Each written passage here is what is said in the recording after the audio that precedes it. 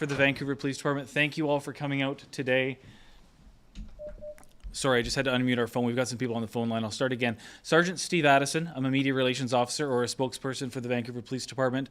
For those of you who are either on the line or from out of town, my last name is Alpha Delta Delta India Sierra Oscar November. Here to provide an update on our investigation related to the Lapu Lapu Festival vehicle attack. Our intention is to provide an update today. We'll come back tomorrow. We'll provide further information then, and we'll continue to do that throughout the week as long as we have relevant information to share and as long as you folks in the media have questions.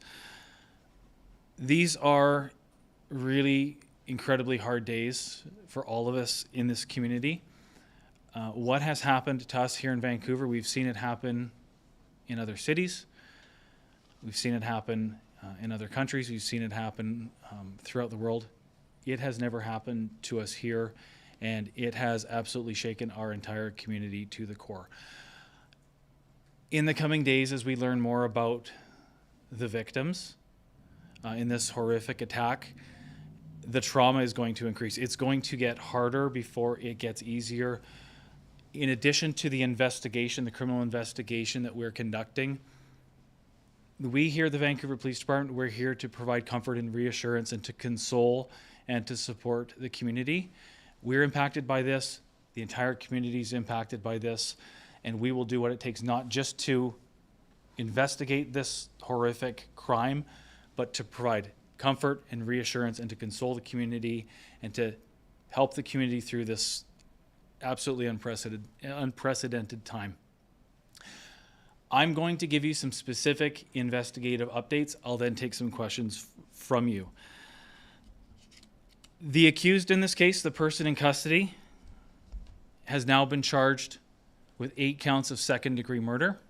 That person's name is Kai G. Adam Lowe. Now, 11 people have died as a result of this vehicle attack. There are 8 counts of second-degree murder that have been laid. We anticipate that additional charges will be laid in the coming days or weeks. For those of you who are not from Vancouver, not from British Columbia, not from Canada, the way our system works here is the police do not lay criminal charges. We collect evidence, we present reports to Crown Counsel, which is independent of the police. Crown Counsel then does an independent assessment of the evidence and formally lays charges. We do anticipate that additional charges will be laid as this investigation continues.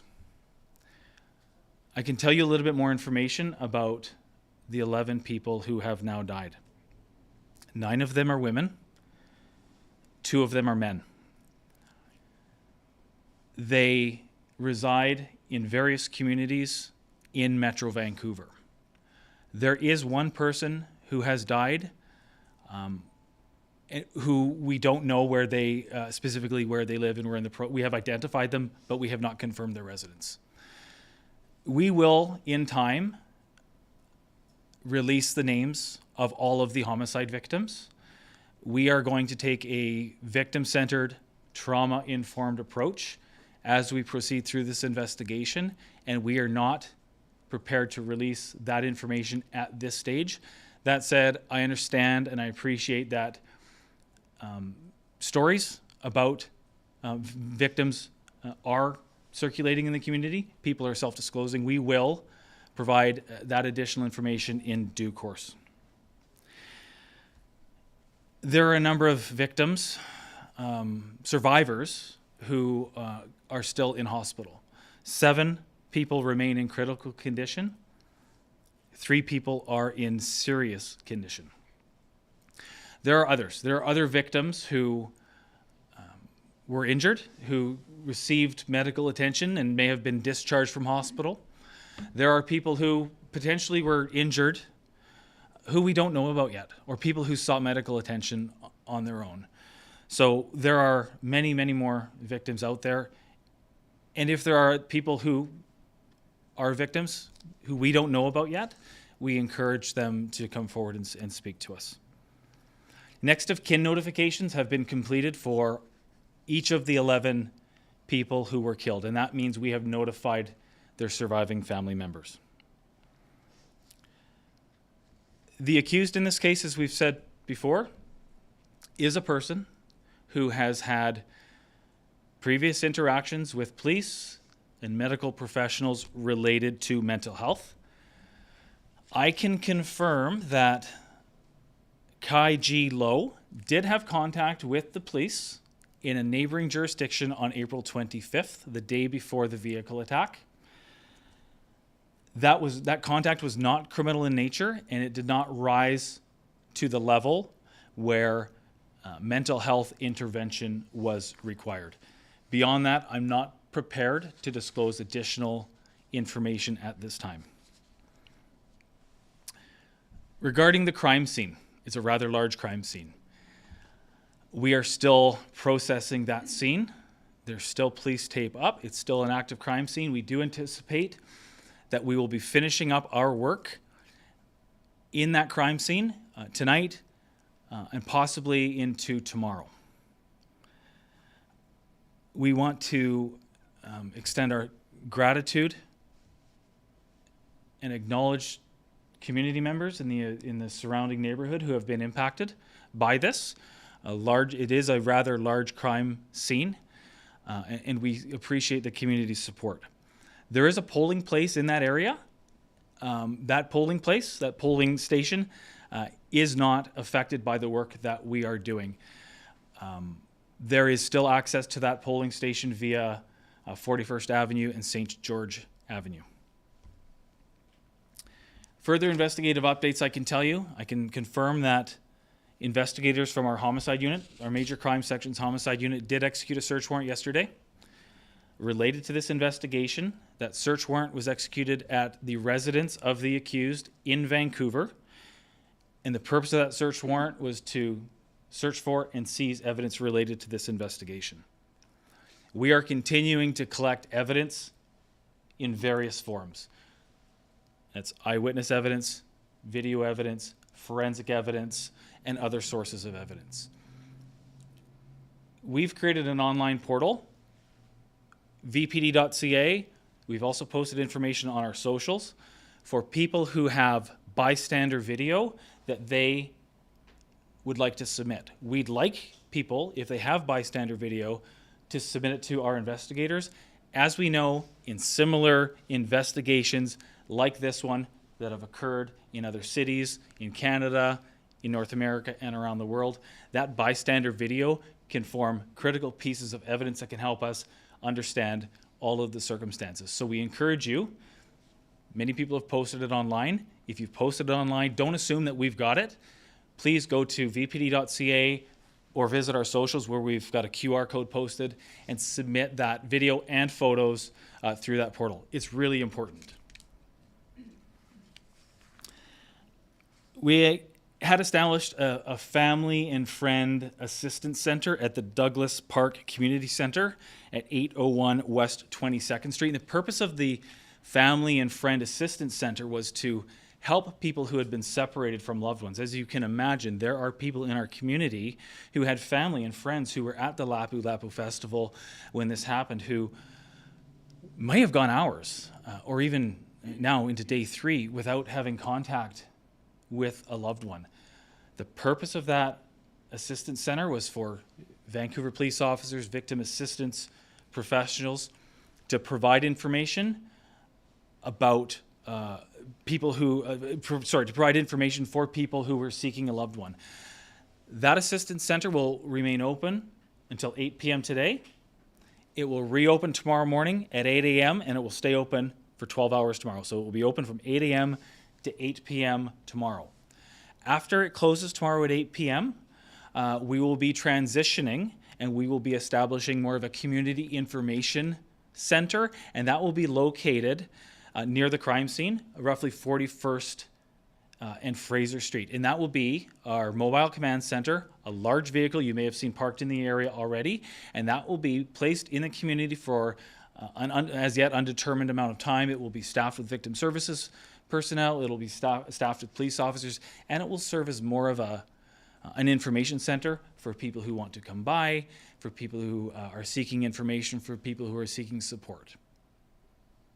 We ask, if you are a witness, that you not go to the assistance center and you not go to our information center. If you are a witness who has not yet come forward, please contact our homicide unit detectives by telephone. The phone number is 604-717-2500. Please phone that number, leave a message. An investigator will return your call. We have had reports of media attending our family and friend assistance center. We've had reports of members of the media shooting video through the windows of our family and friend assistance center. There are a lot of people who are experiencing trauma here. This is deeply impactful to a lot of people in our community. If you're a member of the media, especially if you're somebody from out of town who's come to our city, we ask you, please do not do that. We are victim-centered and trauma-informed here. That is not appropriate, and we're going to ask that you respect victims, family members, loved ones who are so deeply impacted by this. The same goes with the information center, and the same goes with the schools in the area. It's currently a district-wide professional day. That means schools are not in session today, but school will be returning tomorrow.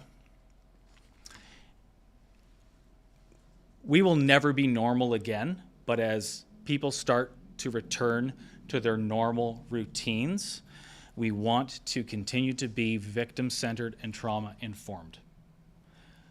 Please, if you're a member of the media, we ask you do not approach staff, students, parents who are dropping their kids off at school. This crime scene is adjacent to a high school. We ask you to be respectful of the community's needs and the trauma that we're experiencing. There are a lot of people who are so deeply impacted by this. Members of our school community, families that have been torn apart, families that have been destroyed as a result of this. Administrators, staff, students, parents, that will never be the same. And as people start to return to their normal routine, we need to respect their privacy and allow that process to take place.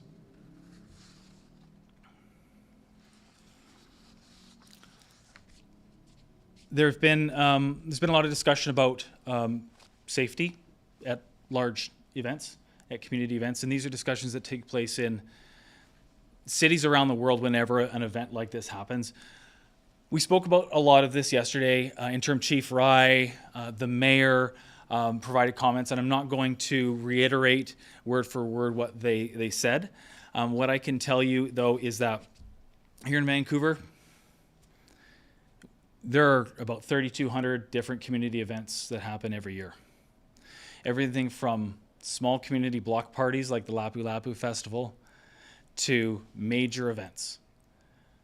Taylor Swift concerts, the celebration of light fireworks that draw hundreds of thousands of people to the West End, major concerts. We're hosting FIFA next year. We've hosted the Olympics. We know how to host big events and to host big events safely. The behavior that occurred on Saturday night, this vehicle attack, is the kind of thing, as we know from other cities, it's unpredictable. It's hard to predict unpredictable behavior. That said, we have a big event happening next weekend, the BMO Marathon. 42-kilometer course. It's one of our biggest police deployments of the year. We will have 170 VPD personnel throughout that course. A lot of questions about safety, and I want to assure the community that through the planning that's taken place over many weeks and months for the BMO Marathon and the conversations that are continuing to happen, we have every reason to believe that this will be a safe event. That said, we're continuing to have conversations with race organizers, we're continuing to have conversations with the City of Vancouver, and we're continuing to work with public safety partners at various levels to gather intel. We have no reason to believe that there will be anything bad will happen. We believe that it will be a safe event. That said, we're taking a number of specific measures to ensure people's safety. As you would have seen yesterday with the Sun Run, the 10-kilometer run that went through the city, the largest organized run in Canada, there's a variety of measures that take place. Everything from heavy vehicle barriers that are placed in areas where large crowds gather, typically start lines and finish lines, to intersections that are controlled by police personnel, to smaller intersections where we have barriers up, wooden barriers up. It'll be a similar situation for the marathon that takes place on Sunday. Like I said, we have every indication that this will be another safe and fun event. We want people to come out and enjoy themselves as much as you can when you're running a marathon, and we'll continue to assess the situation. I think I'll stop there. I'll take any questions that you have, but we will be back tomorrow to answer additional questions and speak to any new developments in this case. Go ahead with your questions. Go ahead. Associated Press, you said that police in a neighboring jurisdiction had contacted the suspect the day before Yep. the attack. Can you confirm what contact means? Were police called to a home or a business because he had done something? And does neighboring jurisdiction not Vancouver? Yeah, so I'm not prepared to disclose additional specific detail about the nature of that contact. What I can tell you is that, yes, it did occur in another policing jurisdiction, not Vancouver. For those of you who are not from Metro Vancouver, there are a number of police jurisdictions that serve this area. Municipal police agencies, the Royal Canadian Mounted Police, and surrounding Vancouver, immediately surrounding Vancouver, there are a number of independent police agencies. So it was a neighboring police agency, but I'm not prepared to disclose additional detail about what the nature of that contact was. Beyond what I've already said, it was not criminal in nature and it didn't rise to the level where it required mental health intervention. But 911 was called in police response. I'm not prepared to disclose additional information. I should, for people on the phone, if you want to ask a question, *1 to get in the queue. Once I've gone around the room here, I'll take some questions from the phone. Go ahead. Brenna Owen, Canadian Press. Hi, Brenna. What can you tell us? So I take what you're saying about the interaction right before, but what can you tell us about kind of the history and the timeline of the suspect's interactions and mental health challenges that police are aware of? Yep. So we've already said we've been very clear, and I'm not prepared to elaborate further. This person has had prior interactions with police and medical professions related to mental health. Grace. Can you confirm if he was involved in some type of an interaction or an assault involving seniors in Chinatown? I don't have that information, Grace. I'm sorry. Are there any other questions in the room? Go ahead. Do you have a timeline with regards to the investigation? We'll take as much time as we need. We'll take as much time as we need to conduct this investigation thoroughly and methodically, and we'll do it right. This is a tragedy that has so deeply impacted our community. Lives have been torn apart. Lives have been lost. Lives will never be the same. We will do what we need to do. We'll take every second of every day of every week of every month to do this right and to make sure that people have answers. Good. What's the greatest challenge when it comes to an investigation like this? Sorry, can you say that one more time? What's the greatest challenge when it comes to an investigation like this? Well, right now, one of our biggest challenges is we need people who were witnesses to come forward. And we've identified a number of witnesses in person. We've spoken to them, but we also understand there are people out there who may not have come forward. There are people with video that might be critical to our investigation who we still need to speak to. And we're seeing that video online, but we can't just assume. You can't assume if you're posting something on X or on Instagram or somewhere else that we're going to get it. There's so much out there, and we need you, if you've got video, to come forward, to submit that video through our portal, which is online at vpd.ca. Provide your information to an investigator so that we can get in contact with you. We have a suspect here who's been arrested. We have a suspect who's been charged with 8 counts of second-degree murder. The investigation is ongoing. This investigation doesn't stop because we've made an arrest and because he's been charged. We've got a lot more work to do, and that work will be trying to understand all of the circumstances about this incident. And that bystander video is absolutely critical. And on a different note, what are some of the challenges for first responders to process what they're going through at this time? Yeah. This has been hard. This has been incredibly hard on everybody in this community. We're members of this community. My fellow officers were amongst the first on scene. The trauma that the community is experiencing is trauma that we share. And we know from trauma, you don't always see it right away. You don't always feel it right away. Sometimes it takes some time. So we here are supporting our people We know that we've been going full stop since this happened. We've been going full stop since 8:30 p.m. Saturday night when this vehicle rammed through a crowd of people. We're laser focused on doing the job. We're laser focused on collecting the evidence that we need to provide the answers that the community seeks and to achieve accountability through the court system. That said, we're human, we're not robots, and we're deeply impacted by this as well. We're impacted by what we've seen, and we're impacted by how this has affected the community. And we're hearing stories from people. We're seeing those personal stories. Whether it was a police officer who was personally involved, who rushed to the scene to tend to a victim, or it's an investigator who's been working behind the scenes, or a forensic identification unit investigator who's been processing the crime scene. We're all committed to doing this job. We're all committed to solving this crime and holding this person accountable, but it absolutely has an impact on us as well because we're human. Go ahead. Sorry, I'll get to you after. I know you had a question, but I'll get to you next, okay? You have so many difficult pieces that you're navigating. Can you talk more about these interactions that you're having with the family members who have lost loved ones, or the family members who are just kind of waiting to see what happens, like how their family member progresses and gets better? Can you talk about those interactions and how they weigh on mental health and anything that you've seen there? So I want to be somewhat careful because I haven't had those personal interactions. So it would be, speculative, and I'd have to speak in a very general nature about that.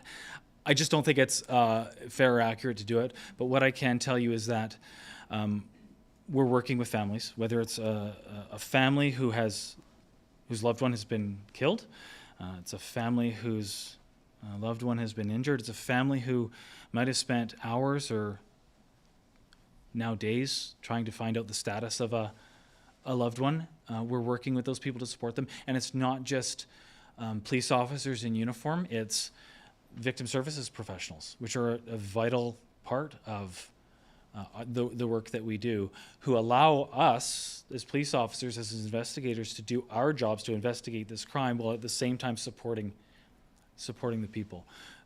And that's a big part of the healing process. We need to support. We have to support our community, not just victims, but family members too, who are incredibly impacted by this. Go ahead. While this Yep. crime is unprecedented, what kind of strain does it put on the resources here in Vancouver, especially as you look forward to, or you look to another major event in the city? We have had more than 100 police officers assigned to this case from the moment it happened, from 8 o'clock at night on Saturday night when this vehicle rammed through this crowd of people. Every police officer who was available, whether on duty or off duty, dropped everything that they had to come in. And we have many people who have been working nonstop. People have had maybe half an hour, 45 an hour of sleep on a couch in their office somewhere. That's in a situation like this, a mass casualty incident. That's understood. That the pace of that will slow down as this investigation proceeds. We're fortunate in the sense that the suspect was arrested and the suspect is in custody, and that allows us essentially some breathing room. We're not conducting a manhunt for a suspect. We have a person in custody. It does put a strain on our resources. That strain is because of the sheer number of people who are involved in this. We've called out additional officers from home. There are officers who are coming out on their days off to backfill, to provide additional support for people who have been drawn into this investigation. But we're well resourced. We have all of the resources that we need. We're fully funded. We have lots of support from the City of Vancouver. We have everything that we need to do this investigation and to do it properly. Go ahead. Thank you. Could you confirm if the suspect is the brother of Alexander Lowe, who was the victim of murder last year? He is. To follow up on that, can you confirm if the suspect made a GoFundMe for his I don't have any information about that. Go ahead. Going forward, how will the VPD continue to support people who are going through a difficult mental time like the suspect possibly has been going through? We're police officers. We investigate crimes. We support the community. We've spoken in great detail about the impact that mental health has had on our community. Interim Chief Rye, Mayor Sim, they spoke about that in detail yesterday during their media availabilities. I think I'll allow their comments to stand. Other questions in the room? Go ahead. I'm going to come to the phones here momentarily for those of you who are waiting. What do you know about her motive so far, and how did police rule out terrorism so far? I'm not prepared to get into additional detail about motive. Very serious crime that has occurred. A suspect in custody has now been charged. There will be criminal proceedings. That information could form part of evidence that is presented at a criminal trial. Just not prepared to discuss that further detail right now. We are confident, based on the information that we have, that this was not ideologically motivated, that it was not an act of terrorism. Based on the information we have, we're confident it was not terrorism. Okay, I'm going to go to the phones. If you are in the queue and you'd like to ask a question, please press star one. Because you're not in the room, can you please state your name and who you work with? Go ahead. Sergeant Addison, Mike Howell at Business in Vancouver. Hi, Mike. I can hear you. Okay, just to clarify a point, you said of the 11 victims, 9 are women and 2 are men. I just wanted to clarify, because the information that we received yesterday was that the victims ranged in age from 5 to 65, so the 5-year-old is male or female? Mike, I can confirm 9 women, 2 men.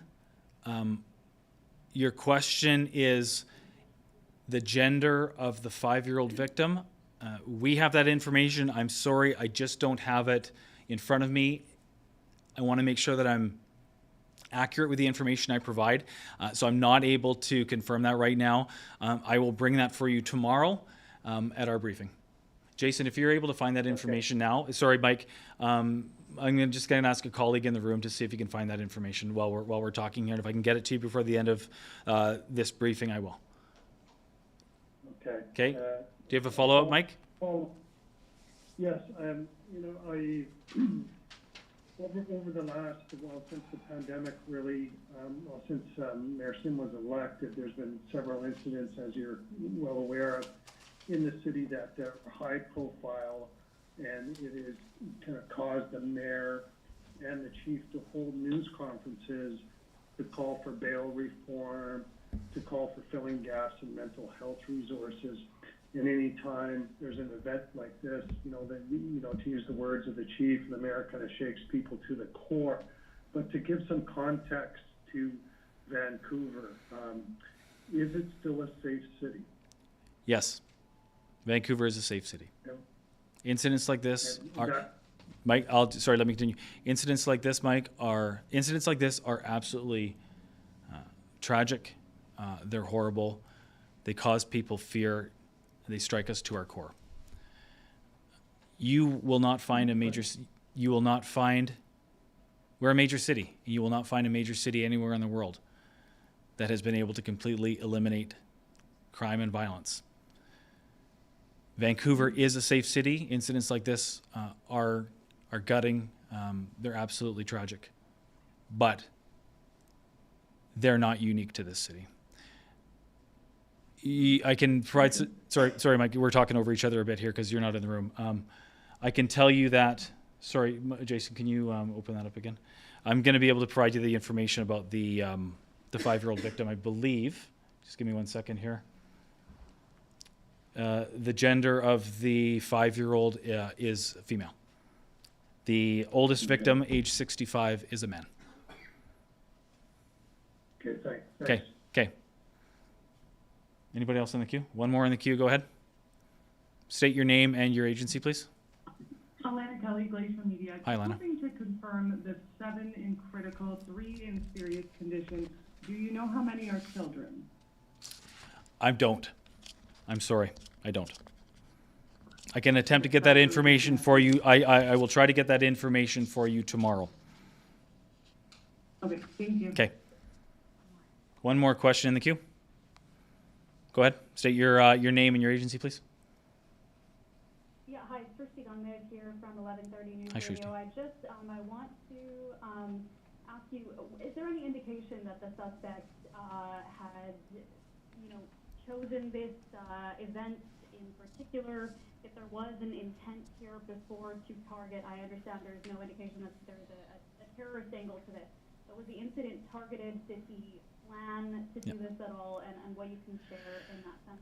So for those of you in the room, the question is there any indication through the investigation that this was planned, targeted, or intentional? My answer to that is that's forming part of our investigation. Beyond that, I'm not prepared to disclose any additional information. Go ahead. Just to follow up, Sorry. does the suspect Yep. live? Go ahead, Sorry, Shristi. just to Go follow ahead. up, does the suspect live in the neighborhood, in the general area of the attack? The suspect in this case is a Vancouver resident. He's an East Vancouver resident. We executed a search warrant at his residence yesterday. I'm not prepared to give the specific location of the residence. However, he was an East Vancouver resident. Go ahead.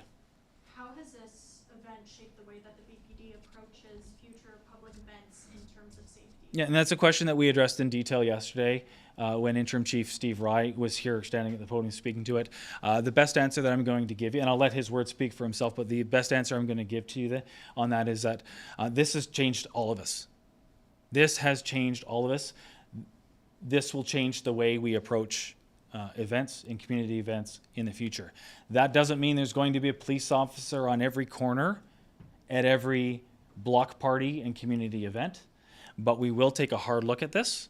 We're confident that the decisions that were made leading up to this festival, the Lapu Lapu Festival, were sound.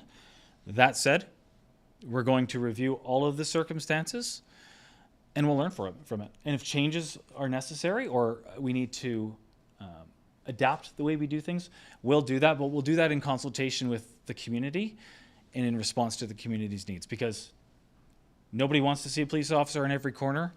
It's not realistic.